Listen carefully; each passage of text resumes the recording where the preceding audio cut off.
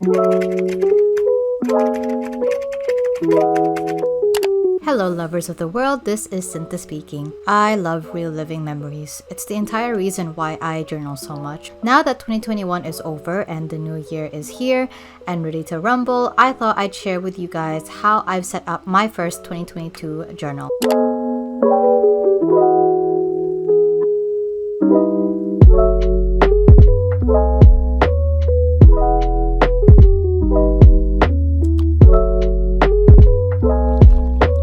So here I am writing a quote from Mitski from this interview she did with Amoeba. I did the same thing with my notebook from last year too, so I thought it would be cute to continue the tradition.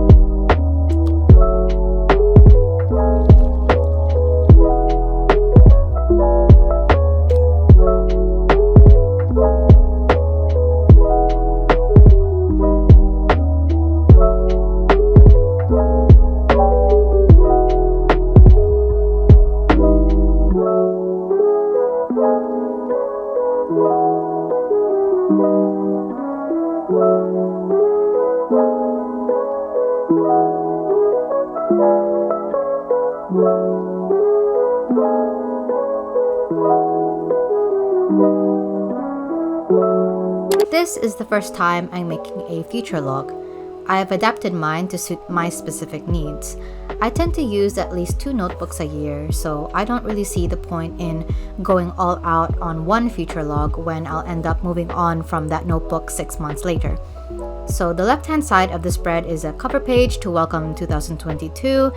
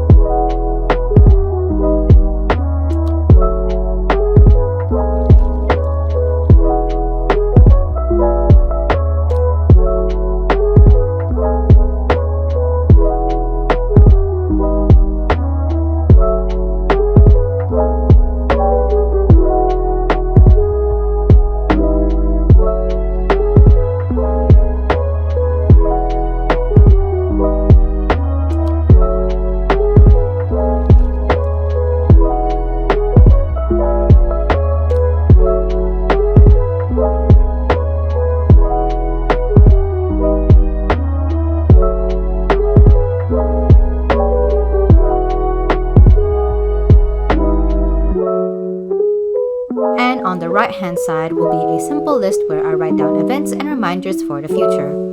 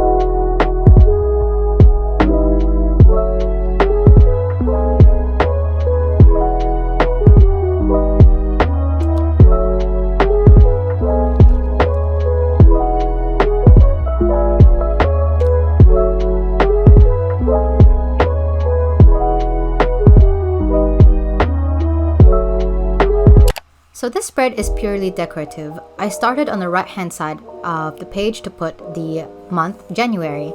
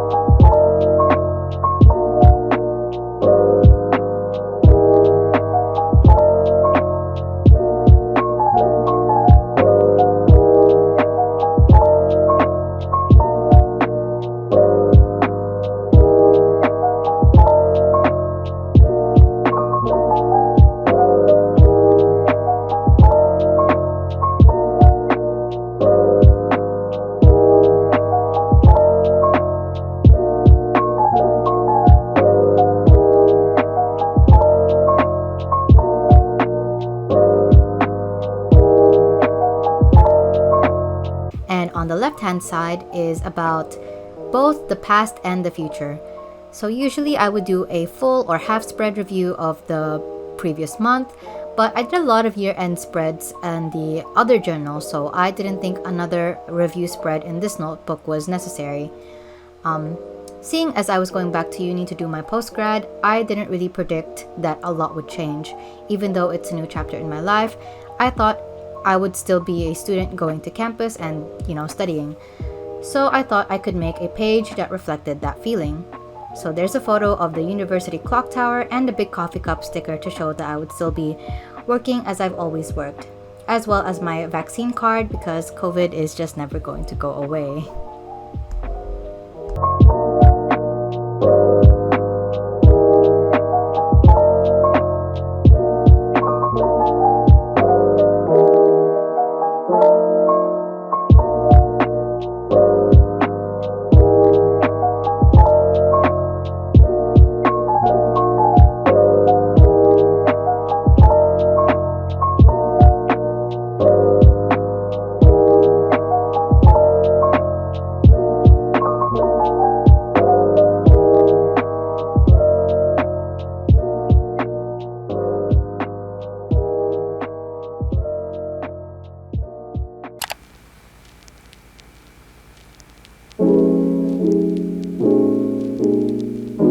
So here is my monthly calendar spread.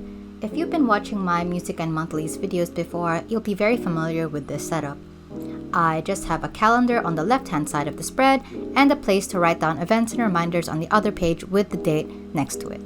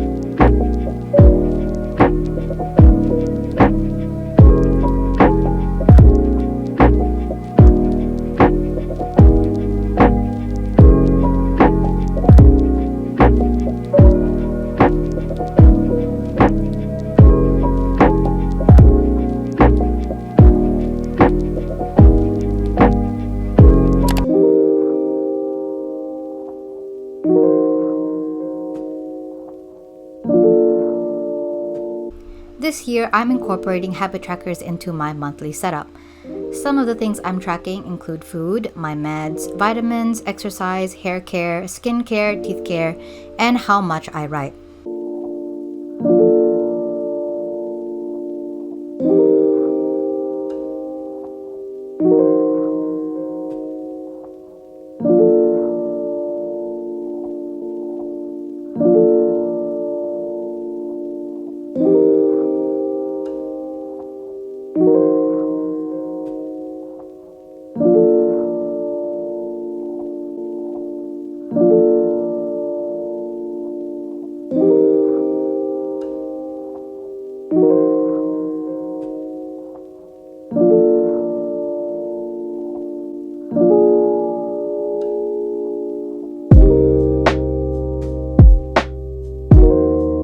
At some point, it started getting dark, so I lost all that nice natural lighting, so I just turned my desk light on for that classic nighttime collage session.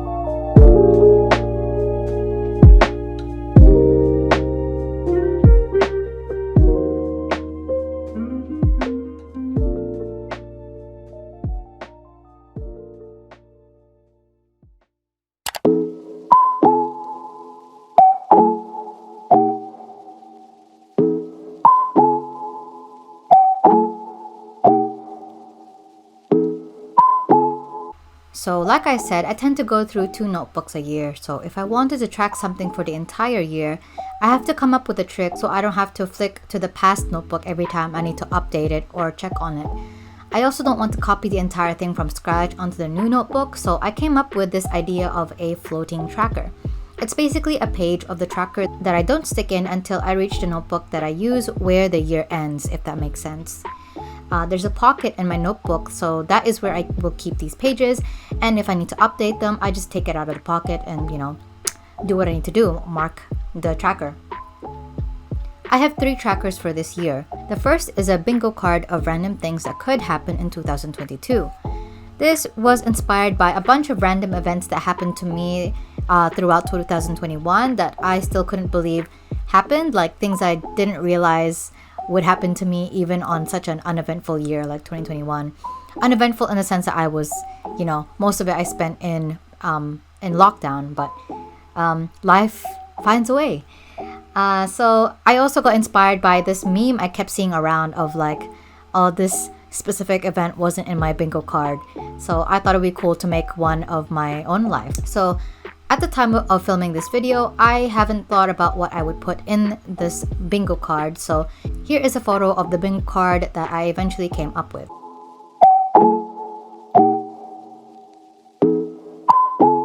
The second tracker that I have is a crying tracker, which is to satisfy my own morbid curiosity of my own emotionality. There are 3 different colors: blue for when I cry because of emotions in real life, orange for when I don't cry, and purple for when I cry because of a book, movie, or song.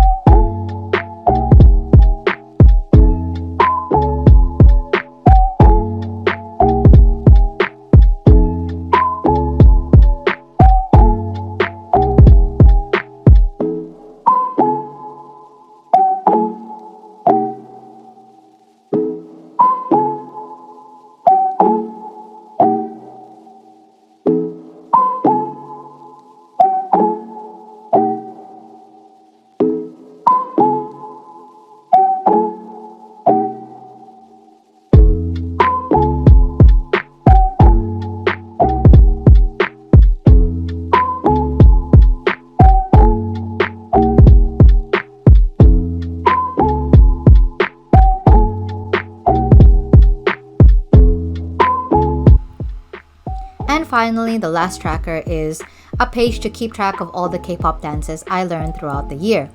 Light green is for songs I plan on working on, medium green is for something I'm actively working on, and dark green for when I've mastered it. And red is for a dance that I think is out of my skill set, but I will definitely try anyways.